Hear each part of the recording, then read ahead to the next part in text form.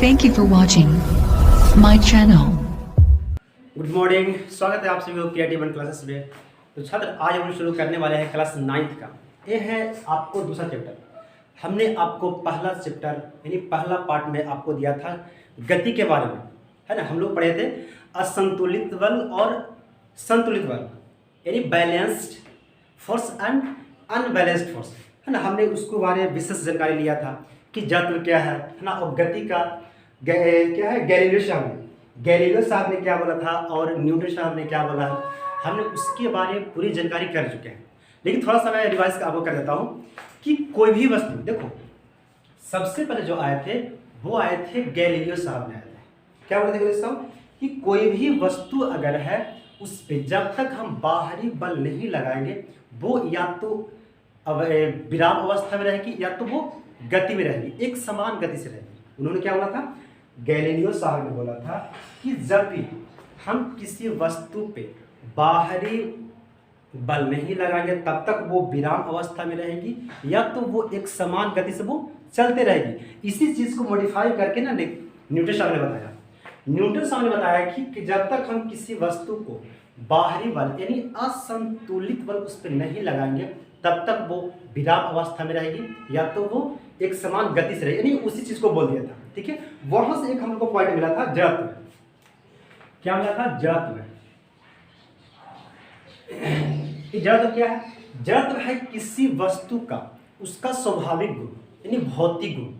जैसे मान लो मैं एक है ना, मेरा में क्या है, एक वेट है, मेरा में कोई भार है ना। तो भार है तो हम में एक क्या है, एक जड़त्व है। जड़त्व क्या चाहता है कि किसी वस्तु को या तो वो विराम अवस्था में रखना चाहता है या तो अगर वो गति में है तो एक समान गति से वो चलना शुरू करता है। यानी ये क्या है, ये निकम्मा है, ये रिस्क लेना नहीं चाहता है। जैसे क्या लड़की क्या करती है, अगर मान लो एक लड़की है, अगर उसको साइकिल दे दो तो क्या करेगा, वो स्टैंड नहीं कर पाती है। अगर उसको क्या देगा ना कि आप ज़्यादा रेसिंग कर दो तो वो नहीं करेगी, है ना, वो गोड़ा तोड़ के बैठ जाएगी। लेकिन लड़कन क्या होता है, एक खतरों खिलाड़ी होता है, समझे तो। यानी कैसे, अगर लड़कन अगर साइकिल ये चलाता है तो वो रिस्क लेता है ना, वो तेज कर देता है। यही जड़त्व है। जड़त्व क्या करता है कि वो रिस्क लेना नहीं चाहता, वो बोलता है कि किसी वस्तु को अगर वो विराम में है तो वो विराम में ही रहने देगा, अगर वो गति में है तो वो गति में ही एक समान गति से वो चलने के लिए कहेगा। एक और कहता है जड़त्व। लेकिन उस पर असंतुलित बल लगकर उसे या तो कहीं इधर ढेल देगा कहीं इधर ढेल देता है ना, इधर कर देता है वो। तो वो बोला था वो गति के दूसरे नियम में पहले नियम में पढ़े। आज हम लोग पढ़ने वाले हैं गति का दूसरा नियम, second law of motion and Newton, है ना। गति के आज हम लोग दूसरे नियम के बारे में पढ़ेंगे।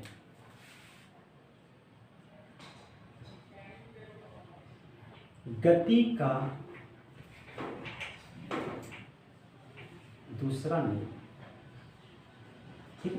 देखो गति का दूसरा नियम ये बहुत जरा सा डिफिकल्ट है समझना इस बात को। इसमें एक ही खाली जरा सा डिफिकल्ट है, बाकी सब इजी है। तो क्या कहता है कि किसी यानी गति को पहली नियम बताता है कि किसी वस्तु पर जब तक हम बाहरी बल उस पर नहीं लगाएंगे तब तक वो विराम अवस्था में रहेगी। ठीक है, ये गति का पहला नियम था।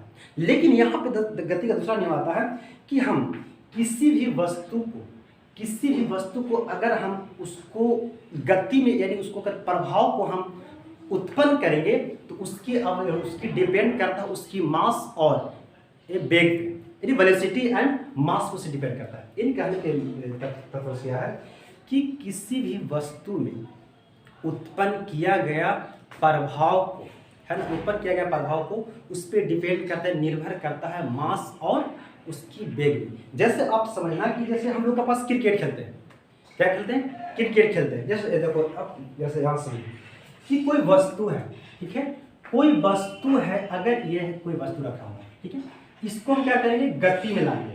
तो गति में लाएंगे तो क्या करना पड़ेगा, हमको फोर्स लगाना पड़ेगा। क्या लगाना पड़ेगा, हमको उस पर ढकेलना पड़ेगा, तब इसे गति में होगी।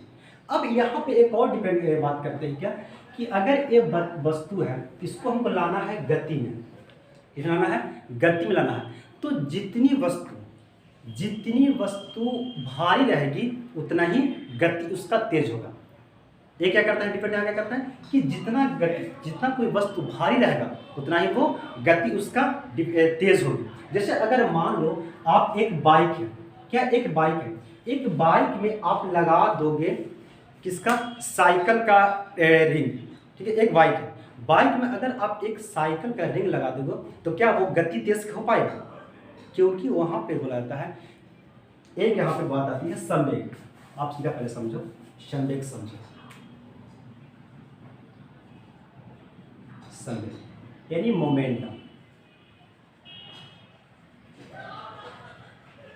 मोमेंटम, ये मोमेंटम क्या है, मोमेंटम है कि किसी वस्तु में द्रव्यमान एवं वेग के गुणनफल को हम संवेग कहेंगे। किसी वस्तु में द्रव्यमान और वेग के गुणनफल को क्या कहेंगे, संवेग। इससे इन्होंने इसको संवेग को दिया था, न्यूटन साहब ने दिया था, इसको डिनोट करते हैं हम लोग पी से, यानी क्या होता है पी, यानी किसी वस्तु के द्रव्यमान और वेग के गुणनफल को हम क्या कहेंगे, संवेग कहेंगे। यानी mass and velocity equal to mass and velocity multiple क्या होता है, मोमेंटम। ओके, यानी P बराबर mv, P बराबर mv। आप यहाँ जरा समझना mv होता क्या, आपको समझ में नहीं आया, समझिए ये क्या होता है। देखो पहले यहाँ समझने के लिए हम लोग पहले समझते हैं चाल। आपको हम चाल और वेग के बारे में बता दिए, लेकिन हम जरा संवेग बताने के लिए हम इसको बताते हैं।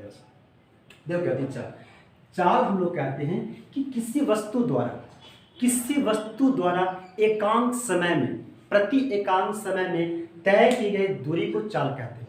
ये चाल जो है ना, एक किसी दिशा, इसका कोई लिमिट नहीं है, एक कहीं भी चल सकते हैं। जैसे मैं अभी यहाँ खड़ा हूँ, मन मेरा करेगा इधर जाने की, मैं इधर चल जाऊँगा, अगर साथ मेरा मन करेगा पीछे जाने की तो मैं पीछे चल सकता हूँ। इसका कोई लिमिटेशन नहीं है कि मैं किधर चल सकता हूँ, चलने के लिए कोई लिमिटेशन नहीं होती, इसका कोई दिशा नहीं होती है, इसीलिए क्या होती है, ये अदिश होती है। ये क्या होती है, अदिश। लेकिन वेग होती है किसी वस्तु द्वारा किसी निश्चित दिशा में प्रति एकांक समय में तय की गई दूरी को वेग कहते हैं। समझा, यहाँ पे क्या होती है, बस दोनों सेम ही है, लेकिन ये किसी डायरेक्शन में चलेगा और ये इसका कोई डायरेक्शन से मतलब ही नहीं है ना, ये किसी को कोई फॉलो करते हैं डायरेक्शन का, लेकिन ये चलेगा डायरेक्शन से। ठीक है, वेग संवेग भी वही है, ये चलेगा जैसे वेग चलेगा वैसा ही संवेग चलेगा।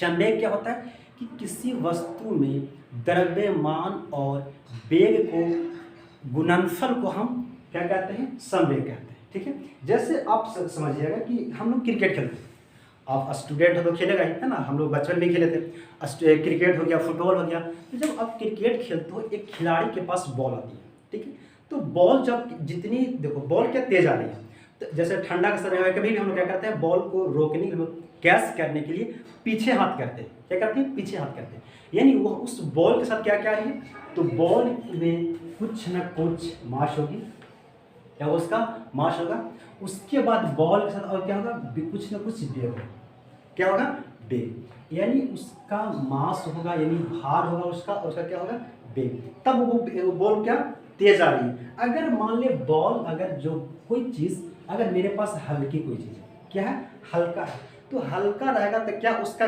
भार ज़्यादा होगा, नहीं होगा, उसका वेग ज़्यादा नहीं होगा। जैसे आप कह सकते हो कि एक बाइक है, एक बाइक में अगर हम लगा देते हैं साइकिल का रिंग, तो क्या उसका वेग ज़्यादा होगा, नहीं, डिपेंड करता है किस पे, उसकी मास और वेग पे, किसी वस्तु का उत्पन्न प्रभाव उस पर डिपेंड करता है, उसकी द्रव्यमान और वेग पे डिपेंड करता है। जैसे बाइक में बोला कि बाइक अगर साइकिल का अब लगा दो तो क्या वो तेज चलेगा, नहीं चलेगा, है कि नहीं चल पाएगा, क्योंकि साइकिल का रिंग हल्का होता है और बाइक का जो रिंग होता है वो भारी होता है। ठीक है, तो यहाँ पर अब यहाँ से समझना कि जब बॉल आ रही है हम लोग के पास, तो बॉल में क्या करेंगे, उसमें क्या है, मास है और क्या है वो, उसमें वेग है।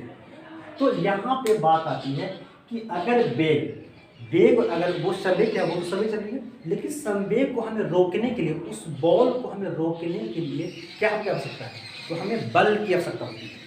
कोई भी गतिशील वस्तु को उसे रोकने के लिए क्या आवश्यकता होती है? बल। जैसे हम लोग फुटबॉल खेलते हैं तो सामने वाला खिलाड़ी जो होती है आपके पास बॉल मारता है, तो आप उससे दुगना ताकत लगाकर अपने है ना पैर को मारते हो, तब जाके बॉल जाता है कि नहीं? तो आप कहते हैं किसी गतिशील वस्तु को रोकने के लिए दुगना बल लगाना पड़ता है। लेकिन यहाँ से एक और पॉइंट निकलती है कि संवेग को, वो तो बॉल उसमें क्या है, मास है, उसके साथ वेग है तो वो संवेग हो गया। अब संवेग को अगर रोकना है तो हमें क्या आवश्यकता पड़ती है? तो हमें बल की आवश्यकता पड़ती है कि नहीं? हमें क्या आवश्यकता पड़ती है? तो बल की। अगर हम लोग उस, जैसे बॉल आ रही है, कैच करने के लिए बॉल, क्रिकेट खेलते हैं तो वो बॉल आ रही है, अगर उस बॉल को हम सीधा ऐसे बल लगाएंगे, ठीक है, तो जितनी स्पीड से बॉल आ रही है उतनी सी ताकत हमको बॉल लगाने, हाथ को लगाना पड़ेगा, तब ना बॉल रुक सकती है। अगर कैच करना है तो क्या करेंगे हम? उसको पीछे खींचेंगे। पीछे खींचने की मतलब होती है कि उसको दूरी यानी समय को बढ़ा देंगे। समय को बढ़ाने के लिए क्या होती है कि उसकी एक्सेलरेशन बढ़ा देंगे, यानी उसकी त्वरण को हम लोग बढ़ा देते हैं। क्या उसको बढ़ा देंगे? त्वरण। मैं बताया था कि एक्सेलरेशन जो होती है वो हमेशा आती है तो उसकी चाल को बढ़ा देता है। तो हम क्या करेंगे? समय बढ़ाने के साथ साथ उसकी त्वरण को बढ़ा देंगे, तब वेग क्या होगा? परिवर्तन होगी। यानी जैसे किसी बॉल का, चलो मान के आ रही है कि वो 50 मीटर प्रति सेकंड के वेग से वो बॉल आ रही थी, मेरे पास क्या बॉल आ रही थी। अब जब मेरे पास बॉल है तो हम भी तो कुछ ताकत लगाएंगे हाथ को ना। जब ताकत लगाएंगे तो वहाँ पे क्या, कुछ ना कुछ इसका वेग परिवर्तन होगी, यानी वेग परिवर्तन होगी, यानी घट जाएगा। चलो मान लो इस बॉल का 30 मीटर प्रति सेकंड हो गया, इसका वेग हो गया, तो परिवर्तन होता नहीं? परिवर्तन मतलब बता सकते हैं कि यहाँ पे एक और पॉइंट लग जाती है कि किसी वस्तु के संवेग में परिवर्तन की दर को बल के समानुपाती होती है। यानी अगर हम वो बॉल आ रही है उसे रोकने के लिए हमें क्या चाहिए? तो हमें चाहिए उसकी बल चाहिए, फोर्स चाहिए, तब वो जाकर रुक सकती है। यानी किसी वस्तु की संवेग में परिवर्तन को बल की समानुपाती होती है। क्या आती है यहाँ से? किसी वस्तु के संवेग में परिवर्तन की दर को बल की समानुपाती होती है। बल की समानुपाती होती है, तब जाके ये संवेग रुकता है, ठीक है, यानी फोर्स समानुपाती होती है। यानी क्या समानुपाती होती है? पी, ठीक है, इससे हम डिनोट करते हैं, संवेग को डिनोट करते हैं पी से। यानी क्या होती है? मैं क्या बोल रहा हूँ? किसी वस्तु के संवेग में परिवर्तन कहने की मतलब होती है कि किसी, चलो मान लो मेरे पास 50 रुपया भी है, ठीक है ना, कुछ दिन के बाद मेरे पास होती है 100 रुपया होती है, तो क्या हुआ? परिवर्तन कितना हुआ? यानी दूसरी में से पहला के जब घटाते हैं तो निकलता है परिवर्तन, ठीक है। यानी संवेग में परिवर्तन के समानुपाती को हम लोग बल कहते हैं, ठीक है। तो यहाँ पे क्या, यानी बल किसको कहेंगे? समानुपाती होती है, यानी पहला पी, यानी सॉरी दूसरा पी माइनस पहला पी, तब ना परिवर्तन होगी। परिवर्तन हमेशा, अगर आपको कभी भी अपनी लाइफ में, है ना, डेली लाइफ में अगर परिवर्तन अगर निकालना हो तो हमेशा दूसरी में से आप पहला घटा देना, आपकी परिवर्तन हो जाएगी। आप बचपन में, है ना, कुछ और करते थे, जब आप, है ना, सियाना होते हैं, बड़े होते हैं, तो आप कुछ और करते हो, यानी आपकी परिवर्तन होती है ना। तो वहाँ पे क्या है, वो तो एक बार चलो जनरेशन रियली है वहाँ पे है, लेकिन अगर मान ले हम लोग का ना गुणनफल करना था तो वहाँ पे भाई घटाएंगे, लेकिन तो परिवर्तन हमेशा कम करना होता है ना, घटाना होता है। चलो यहाँ से अब यहाँ पे देखो क्या होती है कि वो बॉल आ रही थी, जब वो क्रिकेट खेलते हैं वो बॉल आ रही थी, तो उसका थोड़े है कि हम उसको चोट नहीं लगने के लिए उसका बॉल का हम लोग वेट कम कर देंगे, जितना भार था उस बॉल को कम कर देंगे, ऐसा थोड़ी होता है। उस बॉल को हम भार नहीं कम करेंगे, क्या कम करेंगे? तो कम हम उसका भी कर सकते हैं, उसका वेग कम कर सकते हैं।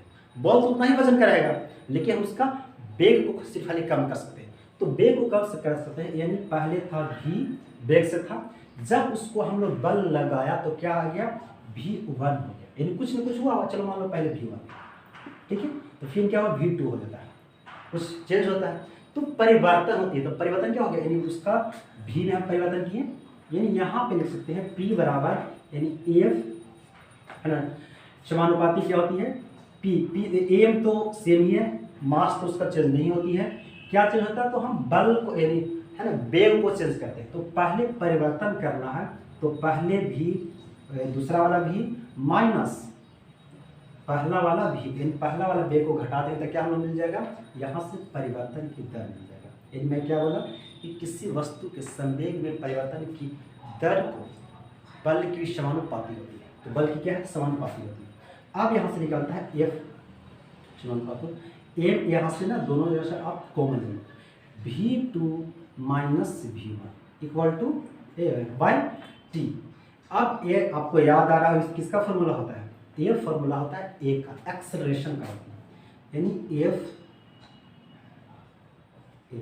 यानी कह सकते हैं कि एफ बराबर एम ए, यानी यहाँ से हम कह सकते हैं कि बल की न्यूटन की दूसरे नियम से हम लोग क्या मिला, तो बल का समीकरण निकला। क्या निकला, बल का समीकरण।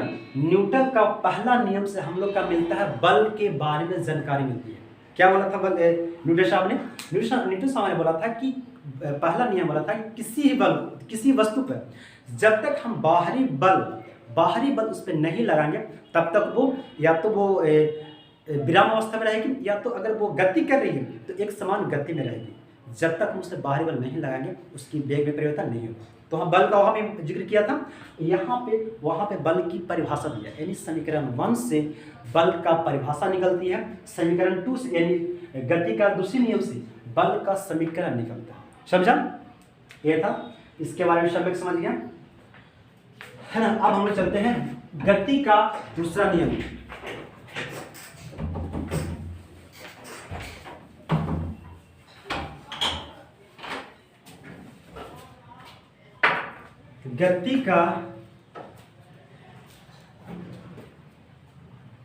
गति का तीसरा नियम, ये कुछ नहीं है, ये बहुत इजी है ना। हम लोग का पहला और दूसरा जैसा डिस्कार्ड लगा ले कि ये बहुत इजी है। ये क्या होता है, न्यूटन साहब ने बोला तीसरा नियम है कि आप जब भी किसी वस्तु पे जब आप बल लगाओगे तो वो वस्तु आपके प्रति बल लगाएगा। जैसे मान लो एक बोर्ड है, ठीक है, एक बोर्ड है, अब इस बोर्ड पे मैं ताकत लगा रहा हूँ, बल लगा रहा हूँ, तो क्या बोर्ड मेरे तरफ बल नहीं लगा रहा है? अगर बल नहीं लगाता बोर्ड तो ये बोर्ड पीछे चल जाता है कि नहीं। अगर बोर्ड हमारी तरफ बल नहीं लगाता तो बोर्ड को ताकत लगा तो वो पीछे चल जाता, लेकिन वो बल लगा रहा है इसलिए वो खड़ा है। बस इसमें कुछ नहीं है ना। यानी इसका बोला था गति का तीसरा नियम है कि क्रिया प्रतिक्रिया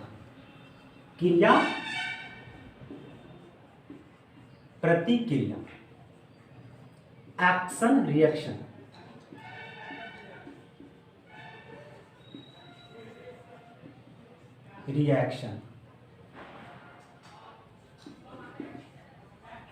जब आप किसी वस्तु पे जब आप बल लगाओगे तो वो वस्तु आपके प्रति बल लगाएगी, है ना। बस कुछ नहीं इसमें है, ठीक है, इसमें कुछ नहीं, बस दूसरा नियम है। देखो यहाँ पे पहला नियम ये निकला जत में क्या निकाला, जत वहां से निकला बल का परिभाषा,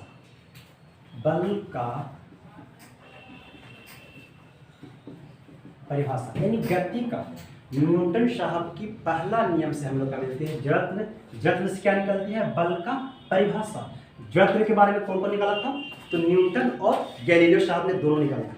ओके, दूसरा नियम से निकलती है बल का समीकरण। क्या निकलता है दूसरा नियम से, संवेग। क्या निकलता है, संवेग। संवेग से क्या निकलता है, बल का समीकरण। ये आपको क्वेश्चन आ सकता है ना, बल का समीकरण। तीसरा नियम से हम लोग निकला क्या, एक्शन रिएक्शन, क्रिया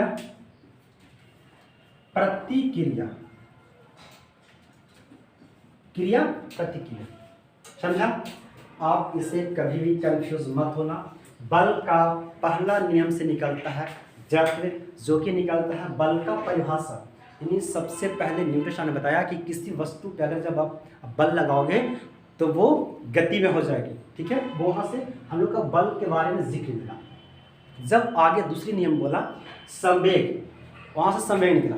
संवेग क्या निकालता है, क्या निकालता है, तो बल का समीकरण निकालता है ना। एफ क्या होता है, एफ बराबर एम गुने ए, ठीक है, ये क्या है, समीकरण है। ठीक है, तीसरा नियम से निकलता है क्रिया प्रतिक्रिया, एक्शन रिएक्शन। ठीक है, अब जैसा पढ़ते हैं संवेग संरक्षण।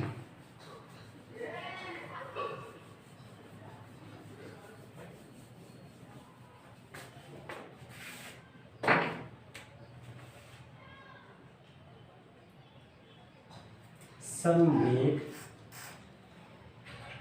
संरक्षण,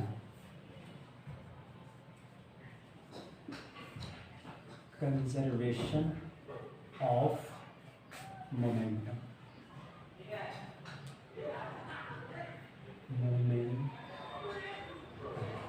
है ना, कंजर्वेशन ऑफ मोमेंटम।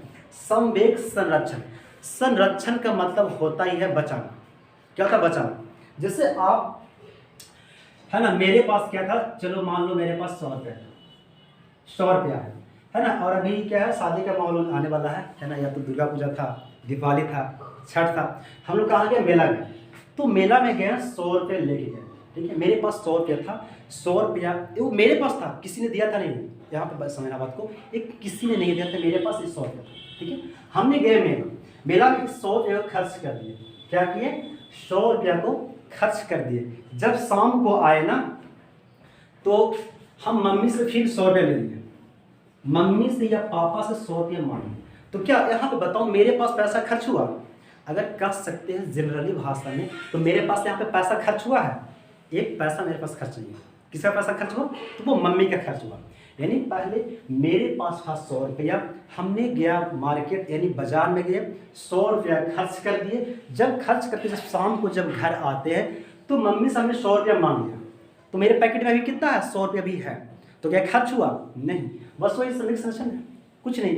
समझना बात को। जैसे मान लो कोई वस्तु है, एक यहाँ पे ठेला है, एक क्या है, एक ठेला, और जैसे एक बस आ रही है, एक जैसे बस आ रही है, चलो बस तो अब इतना बनाएंगे, है ना, बस आ रही है। अब यहाँ पे आगे ठेला है और, है ना, पीछे बस है। अब ये क्या करती है, ये बस जो अगली बस, ये बस है, ये ठेला को धक्का मारेगा। जब धक्का मारता है तो एक कुछ ना कुछ आगे जाएगी, एक कुछ ना कुछ क्या करेगा, वेग उत्पन्न करेगा।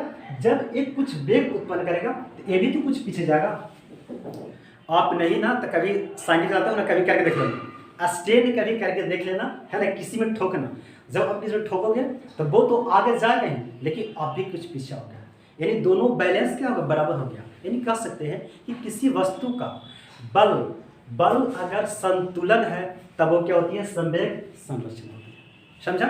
संरक्षण मतलब होता ही है उससे बचाना, है ना, अपने पास है वो खर्च नहीं करो, है ना। जितना हम बल लगाते हैं किसी वस्तु को, हम एक वैग धक्का देते, चलो मान लो ये तो अभी है ना कांटे पे तो भाई कील पे तो टिका हुआ है, लेकिन है ना, अगर किसी वस्तु आपके पास है, आप उससे, है ना, आगे धक्का दीजिएगा, तो धक्का दीजिएगा तो आपकी हाथ या तो आप कुछ ना कुछ जरूर पीछे होगे, और वो वस्तु पीछे जाएगी। यानी वो भी वस्तु आगे जाएगी, आप भी पीछे जाओगे। यानी वहाँ पे बल असंतुलित नहीं था, यानी संतुलित था। जितना आपने काम किया वही वस्तु आपके प्रति भी उतना ही काम किया, आपको ही पीछे ढकेल दिया, तो वो क्या हो गया, संवेग संरक्षण।